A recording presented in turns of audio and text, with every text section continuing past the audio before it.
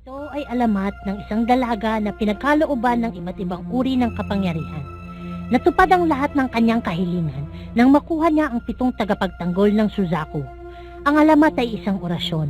Ang sinumang makatapos sa pagbabasa nito ay mabibiyayaan katulad ng babae sa alamat. Sa sandaling ang unang pahina ay mabuksan, magsisimula ang alamat at mabibigyan buhay ang bawat tauhan.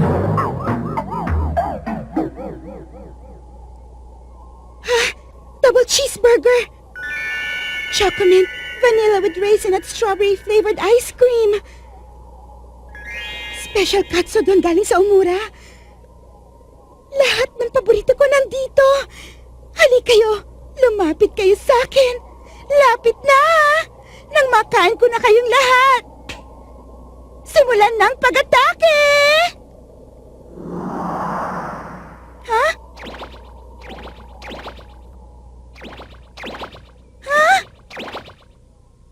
Bakit?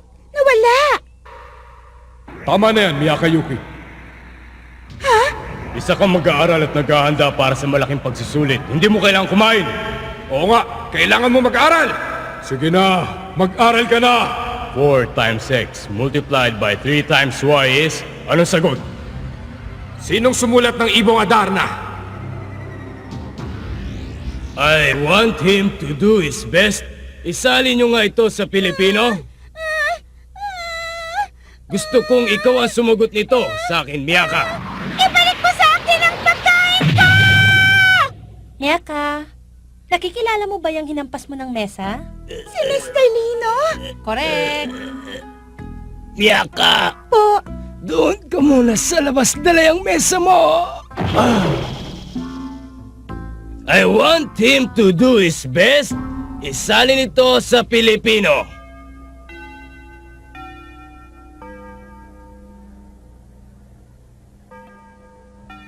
ay, nakakangawit. Miyaka, aalis na kami. Sama ako. Naman, Miyaka, malapit ng finals at tutulog ka pa rin sa klase. Pag ganyan ka na ganyan, walang tatanggap sa'yo sa college. Hindi na ako matutulog pag college na ako. Teka, saan mo ba gusto mag-college? Eh di sa UP. Ano? Ibig mo sabihin sa pamantasan ng Pilipinas, saan pa ba dapat? Sigurado ka bang kaya ng utak mo doon? Eh ba't ako lang ang tinatanong nyo? Bakit hindi nyo rin tanongin si Julie? Kasi ako matalino, ikaw palaging pinapagalitan ni Mr. Lino. Sigurado ka bang kaibigan kita, Julie? Oo naman, binibiro lang kita eh. Mabuti pa, samahan mo na lang ako. Saan tayo pupunta? Sa National Library. Talaga? Alam mo, ikaw lang ang kilala kong pumupunta doon. Kaya walang duda na ikaw ang pinakamatalino sa buong eskwelahan natin.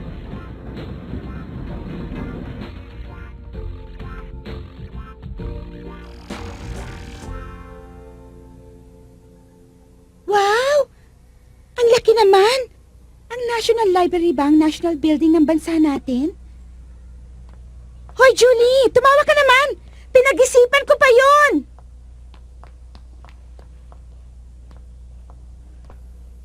Isasali ko lang itong libro sandali. O, sige lang!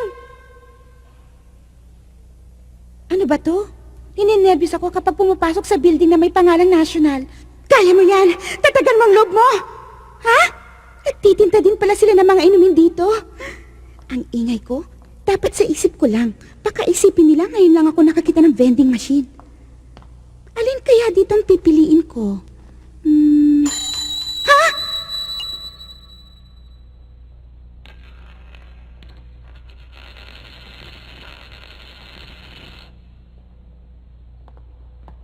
Naku naman!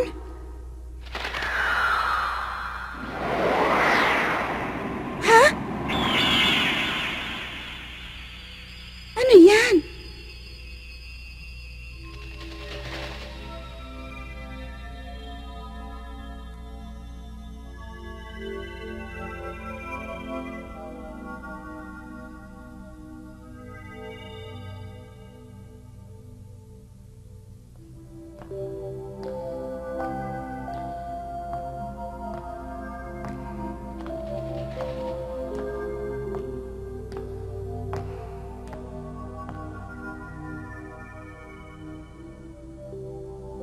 Silid ng mahahalagang literatura.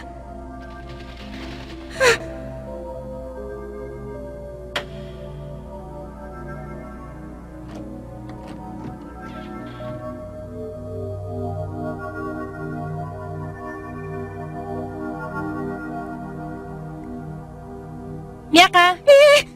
Ano bang ginagawa mo dito? Ibon? Oo, narinig ko yung pakpak. Yung paggalaw ng pakpak. Walang ibon na ganun kalaki makakapasok sa kwartong to. Ha? Ang aklat ng 4 na tagapangalaga ng langit at lupa. Ano to? Baka yun yung alamat ng China nung sinuunang panahon. Alamat ng China nung unang panahon? Hindi nagtagal, ang dalaga sa alamat ay nagbukas ng daan upang makarating sa ibang daigdig. Bilib na ako sa'yo, nakakabasa ka pala ng Chinese characters. Ha? Ito yun! Ito yung ibon na nakita ko! Ito ay alamat ng isang dalaga na pinagkalooban ng iba't ibang uri ng kapangyarihan. Natupad ang lahat ng kanyang kahilingan nang makuha niya ang 7 tagapagtanggol ng Suzaku. Ang alamat ay isang orasyon at ang sinumang makatapos sa pagbabasa ng aklat ay mabibiyayaan katulad ng babae sa alamat. Sa sandaling ang unang pahina ay mabuksan, magsisimula ang alamat at mabibigyang buhay ang bawat tauhan. Anong ibig sabihin nun? Malay ko sa'yo, ikaw ang nagbabasa dyan eh.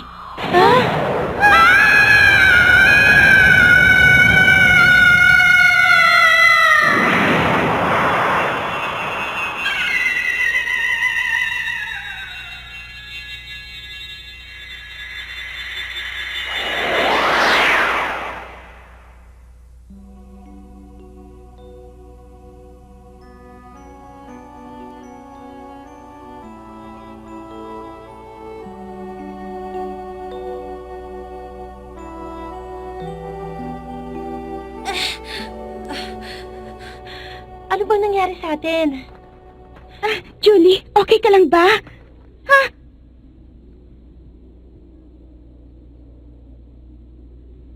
Teka, saan na ba tayo? Julie! Masakit ba, Miyaka? Ang sakit na na! Aray, hindi pala panaginip to. Panaginip man o hindi, wala silang double cheeseburger o kaya ice cream na may raisin at nuts sa ibabaw. Hindi nga natin alam kung nasan tayo tapos yan mo pang inaalala mo? Hindi! Wala ring special katsu doon galing sa Umura. Anong gagawin natin, Julie? Ha? Julie? Miyaka! Kakaibang itsura ng mga babaeng ito. Maaari natin sila ipagpalit sa mataas na halaga. Kayo, Mama. Kayo yung dance troupe na mula sa China. Hangal! Nangangalakal kami ng mga babae! Swerte namin at nandito kayo!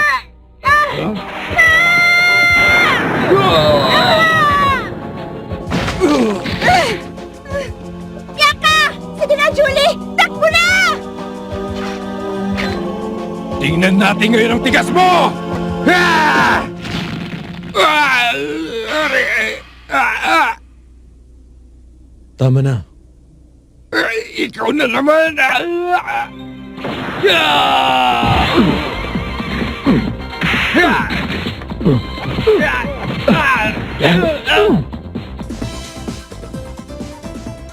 Ano yung nasa noon niya?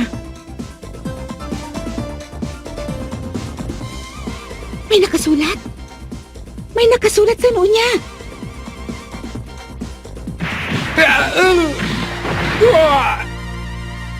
Aray ko! Ang braso ko nabali yata! Kuya! Tara, umalis na tayo dito!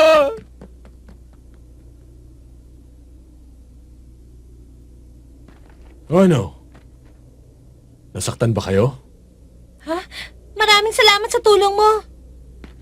Pera na lang. Huwag na kayo magpasalamat. Ha? Teka, huwag niyong sabihin pagkatapos ang ginawa ko para sa inyo, wala na kayong babayad. Napakamalas ko talaga. Hindi niyo ba alam na mahal ang bayad sa akin pag tumutulong ako?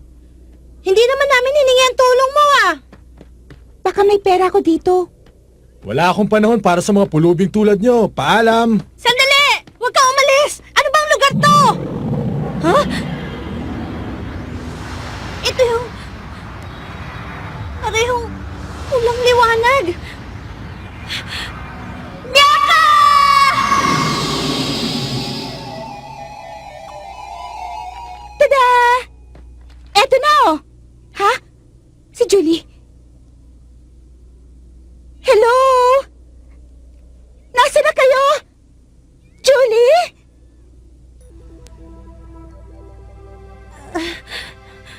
Miyaka? Miyaka? Miyaka! Miyaka!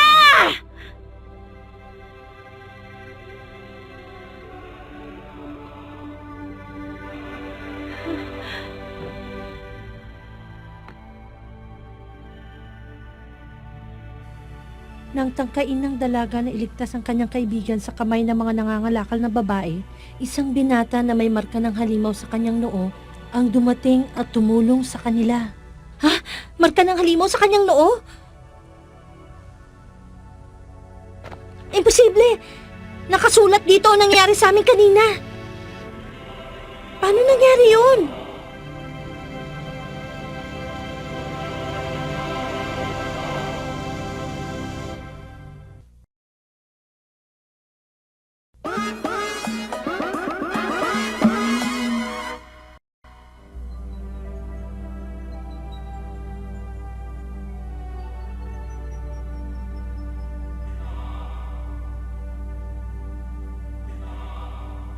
Sakay ng isang karitelang papunta sa syudad, ipinasya ng dalaga na hanapin ang kaibigan at ang binatang tumulong sa kanila.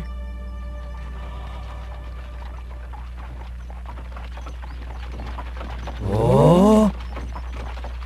Pwede ba? Huwag niyo akong titigan. Bahala na nga kayo. Gwapo sana yung lalaki kanina kaya lang kinidnap niya si Julie. Hindi ko siya mapapatawad. Pero, nasa na ba talaga ako? Pakiramdam ko nasa sinaunang panahon ako ng China. Teka, baka nasa loob ako ng libro.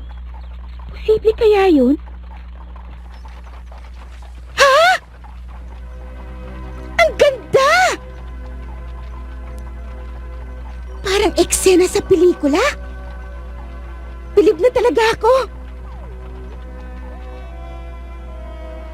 Nasa syudad na pala ako, hindi ko kagad napansin.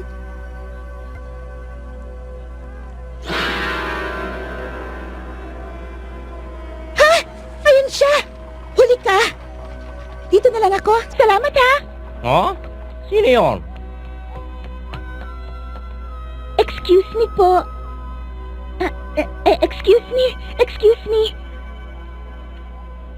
Makikiraan ho. Ha? Ha? Circus? Ang galing. Parang ang saya-saya nila. Ha? Naku, patay. Nawala na yung sinusundan ko. Ay.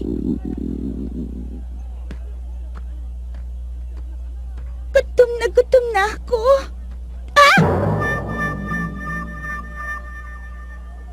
Pwede ba kung hindi ka bibili, umalis ka dyan. Hindi maganda yan naglalaway. Bibili ko. Pero may nakita ba kayong gwapong binata na may marka ng halimaw sa kanya noo? Marka na halimaw sa noo? Ah, wala ako marka sa noo, pero pwede mo ako tawagin ko, apo. Ang kapal. Handali nga! Ano ba ito ibinayad mo sa akin? Nako! Dito rin pala hindi na tinatanggap yung may kalabaw! Excuse me? May kilala ba kayong lalaki na may marka ng halimaw sa kanya noo? Yung may marka ng halimaw. Sabihin nyo na. Parang awa nyo na. Pagod na ako. Nasaan ka na? Julie. Sandali, Binibini. Ha? Kanina pa kita pinagmamasdan eh. Parang malungkot ka. Kung gusto mo, sasamahan kitang mamasyal dito sa imperyo ng Conan. Imperyo ng Conan? Oh, Imperyo ng Conan palang tawag sa lugar na to.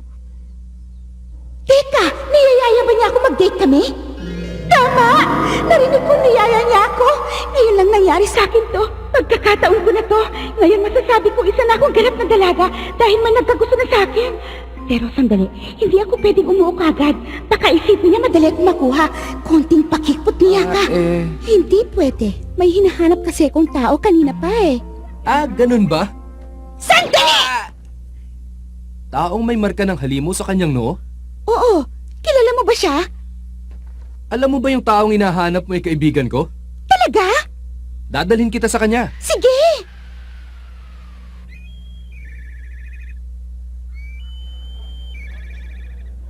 Alam mo na ba? Ang ano? May isang babaeng banyaga na kakaiba raw itsura. Gumagala ngayon dito sa atin, pero di ko ba nakikita? Ah, narinig ko na yun. Yan yung naghahanap sa lalaki may marka ng halimaw sa noo. Ang sabi nila, bumili raw ng pagkain tapos nagbayad ng perang banyaga at saka tumakbo. Isang babae na mula pa sa ibang bansa at nag-iisa pa? Mawalang galang nga po, pwede bang magtanong? Anong kailangan mo? Narinig ko na pinag-uusapan nyo tungkol sa kakaibang babae. Dalawa ba sila? Wala akong narinig na dalawa sila. Ang alam ko, isa lang yung babaeng sinasabi nila. Isa? Hindi yun yung mga babaeng nakilala ko. Excuse me. Nasaan na ba talaga yung kaibigan mo? Nandito. Aba. Ha? Mukhang may dinala ka na namang regalo para sa amin ah. Kasuotan pa lang yan. Maibebenta na natin ng mahal. Sabi nila, iba raw talaga ang panlasa ng mga babaeng banyaga. Loko mo ko. Kasalanan mo yan. Bakit ka sumunod sa kanya? Matapang, ha?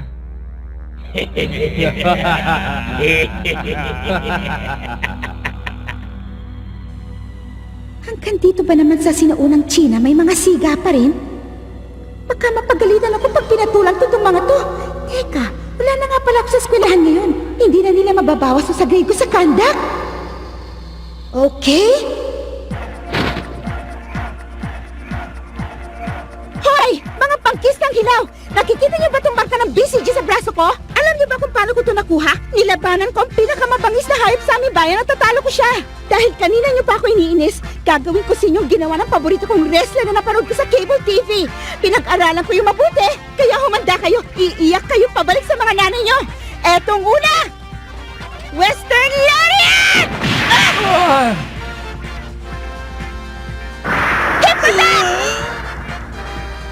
Ano bang klaseng babae yan? Ngayon lang ako nakakita ng ganyan.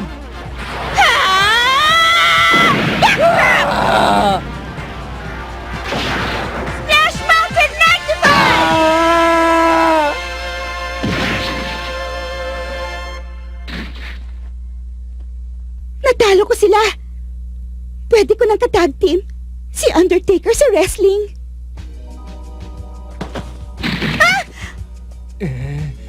Magbabayad ka sa akin.